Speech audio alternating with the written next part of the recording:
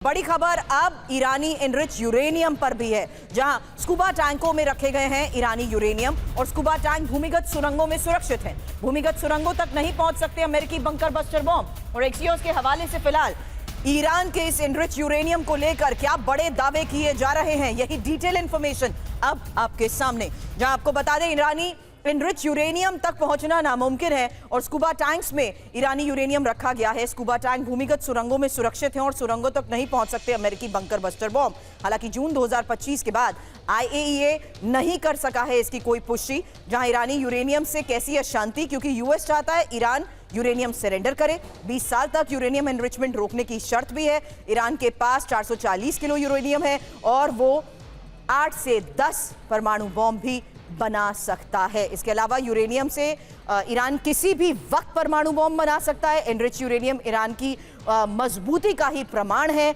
जहां यूरेनियम पर यूएस की शर्त की वजह से वार्ता भी ठप है। लेकिन आज एक और बड़ी खबर है, ईरान के बाद अब ट्रंप के टारगेट पर ओमान को भी हमलों से उड़ा देंगे, ये डोनाल्ड ट्रंप ने कहा। ट्रंप ने ओमान पर हमले की धमकी भी दी है। हालांकि ओमान को अपनी हद में रहना होगा, ये डोनाल्ड ट्रंप ने कहा, और स्ट्रेट ऑफ हार्मूज में रुकावट पैदा ओमान ना करे। क्या कहा डोनाल्ड ट्रंप ने, सुनिए।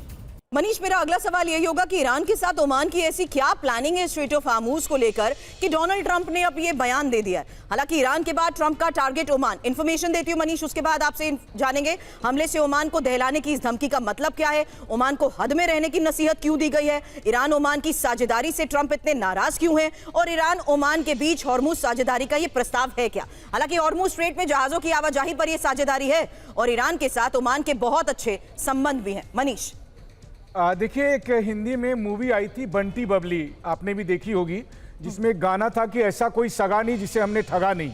तो ट्रंप साहब वही बंटी हैं, जो ऐसा कोई अलायंस में ऐसा कोई दोस्त नहीं है जिनको उन्होंने धमकाया नहीं हो, जिनको उन्होंने गाली नहीं दी हो। और अब एक नया नंबर ओमान का इसमें जुड़ गया है। आप सोचिए, ओमान जो कि अमेरिकी अलायंस है, जो अमेरिका का सहयोगी कंट्री है, जो ईरान और अमेरिका के बीच मध्यस्थता करवा रहा था, उसको भी वो बैठे बैठे धमका रहे थे। बल्कि जिस वक्त प्रेसिडेंट ट्रंप ये धमका रहे थे, ठीक उनके बगल में अमेरिकी विदेश मंत्री मार्को रूबियो बैठकर उनका मुंह देख रहे थे कि मतलब अब बस एक ओमान ही तो बचा था। तो चाहे यूरोप के अलग अलग कंट्री हो या भारत हो या फिर दूसरे और अलायंस है, इनको तो धमका ही रहे थे।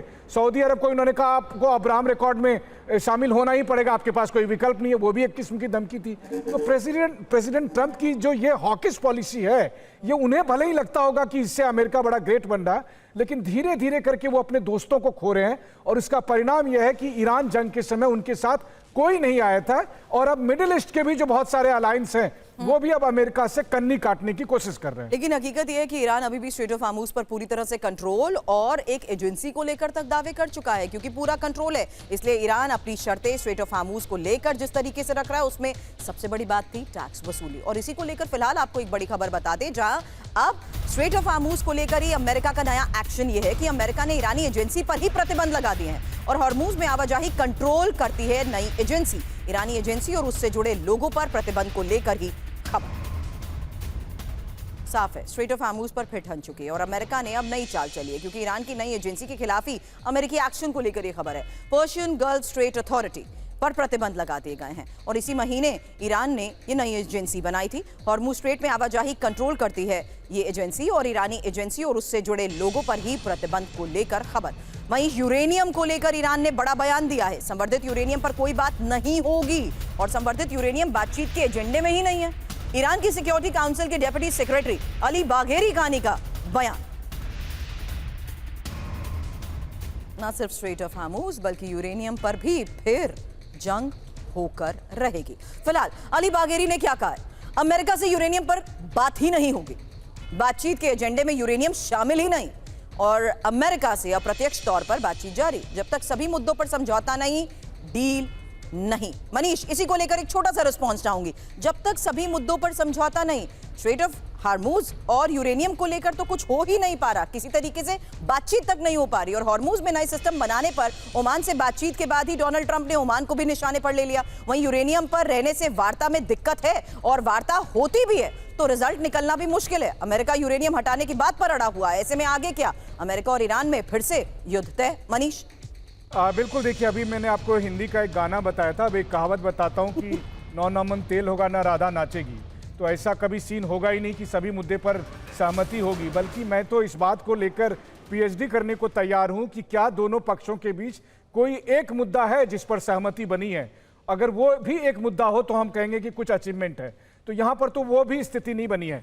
ट्रंप साहब ये कहते हैं कि मैं गुड डील तो कभी भी कर सकता हूं, लेकिन मैं ग्रेट डील करना चाहता हूं। वो ग्रेट डील कैसे होगा, कब होगा, तो ये संभावना तो दिखती नहीं है। उल्टे मुझे ये लगता है कि कल की तुलना में आज स्थिति ज्यादा जटिल है। आज नेगोशिएशन की कोशिश करने के बावजूद भी डील संभव नहीं है। वो इसलिए क्योंकि अब उसमें ट्रंप साहब ने एक नया शर्त अब्राहम अकॉर्ड के तौर पर डाल दिया है। मिला जुला कर बात यह है कि हॉर्मुज के नाम पर, हॉर्मुज कंट्रोल के नाम पर यह स्थिति इतनी भयावह हो गई है कि अब दोनों पक्ष केवल युद्ध करने के लिए ही बेताब बने हुए हैं। बस ये देखना है कि यह मामला कब एग्रीवेट होता है। 2 दिन में, 3 दिन में आपने 2 बार तो हमले देख ही लिए।